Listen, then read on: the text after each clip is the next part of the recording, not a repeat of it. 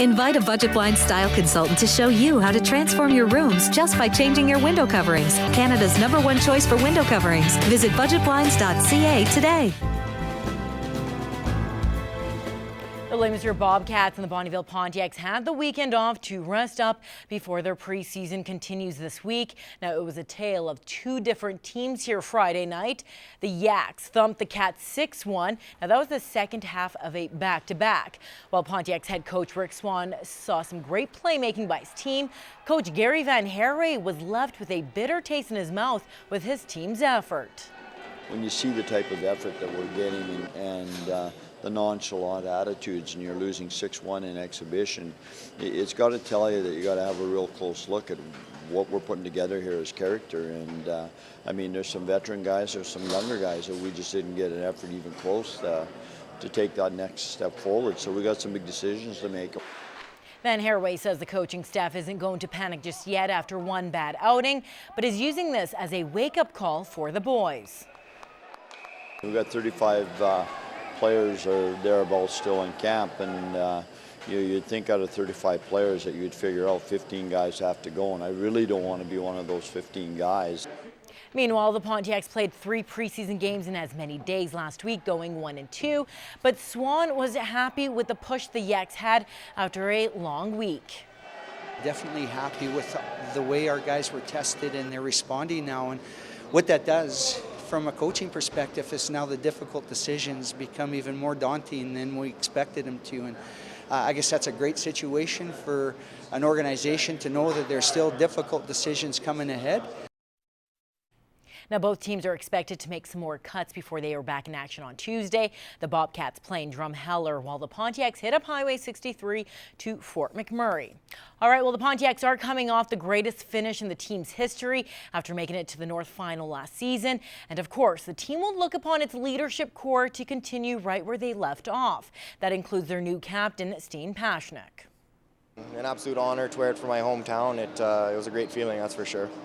Pashnik found out he would be sporting the C after last season. Now he says he can't wait to get going this year.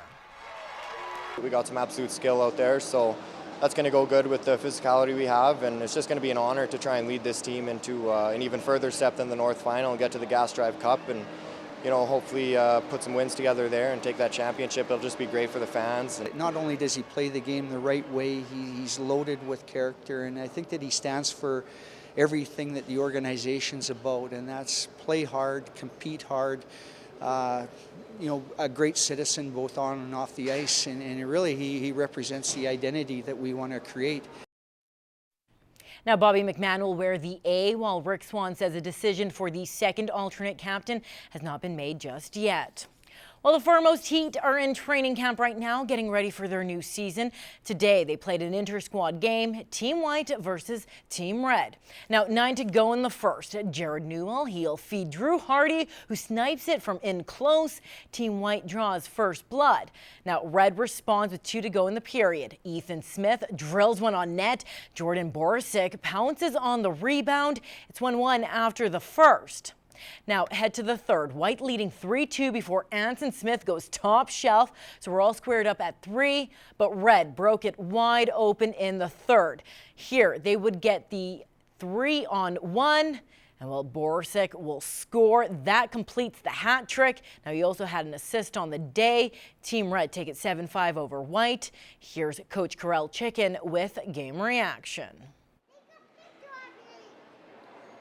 I liked a lot of offense today, a lot of goals, so that was good to see. Made the first cuts yesterday, so half the guys were gone. So the level of the game competition went up by a lot, so exposed some players did better. Yeah, I liked it. I'm happy with what I've seen today.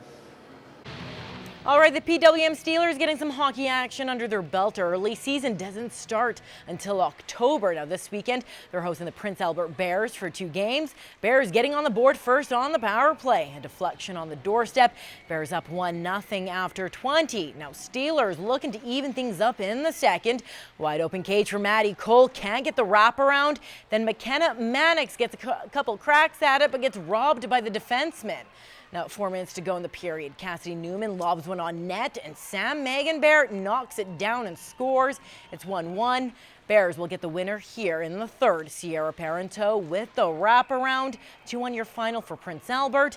Here's head coach Eric Morissette talking about camp so far.